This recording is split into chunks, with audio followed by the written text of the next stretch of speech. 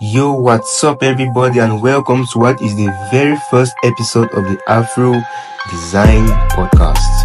Alright, so just like every other thing, the very first time is usually the worst time we do something. For example, the first time you talk, you blabber, you goo gaga, basically. The first time you write, your handwriting is terrible. The first time you speak to your crush, you're very nervous. The first time you design, it looks like a disaster, right? So this is my first shot. Be kind. I thought long and hard about what insights and conversations we would have here. Something that will make people want to come for the next episode, but it's enough to ground you in the present episode. So here's what I want to talk about today. Let's talk about internal dialogue. These are the conversations we have in our heads, both actively and inactively. Believe it or not, our thoughts and ways of thinking are influenced and also triggered. But why should this concern you? The thing is, as a high achiever or someone who wants more out of life than the average person, you can't afford to let your inner dialogue mess up your goals and your plans. You just can't afford that. And this happens a lot more often than you think. Let's talk practically.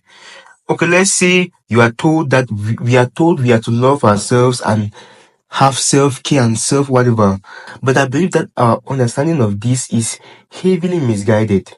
Self-love is not about bubble baths or expensive trips or gifts to ourselves which we can't afford in the moment. That's not it. You're living with your head barely above water. In fact, you're just surviving and you're doing that, you're just messing up your life. Then here's the funny part. When you get to your lows of the lows, which everyone gets to because we are all human beings, by the way, what you do is to pleasure yourself by spending and wasting your time, money, and resources. And remember, being a high achiever, your pleasures will usually get in the way of your goals. It always does. Simply because pleasures are in the short term, in the present moment, while your goals are long term, which is basically in the future. It's not yet here. So people always prefer the pleasures over remembering that they have goals. So is self-love necessary? I really don't think so. What we need is self-trust. And how do you trust yourself? Simply by doing what you say you will do. As simple as that sounds, over 99% of people don't do what they say they'll do. By the way, don't fact check that. Yeah. Take for instance, you say you have to complete a design or a project by a certain day and a particular time. But what happens is that when the doing gets difficult, the going gets tough. Instead of finding easier and better ways to complete the task or the project, you run to the nearest source of excitement to distract yourself from the fact that you need to learn more and do more before you can be more and be the person who can accomplish a project within the time frame you set yourself. The deadline will pass and you feel awful, feel like shit. You then start losing trust in yourself and down talk yourself. Then unsurprisingly, everyone else starts doing the same thing to you, which is simply because of the energy which you have been reflecting. I don't know about you, but that doesn't feel like self-love or like you love yourself. It doesn't. So let me give you an applicable process to build self-trust daily. Just one thing basically. Please start from small and build back your confidence.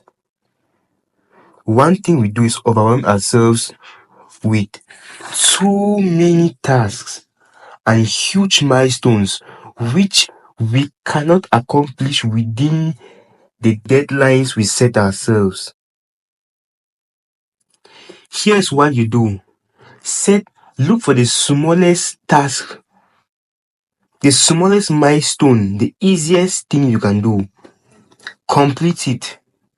When you complete it, you will regain a little bit of trust in yourself that you can still accomplish tasks.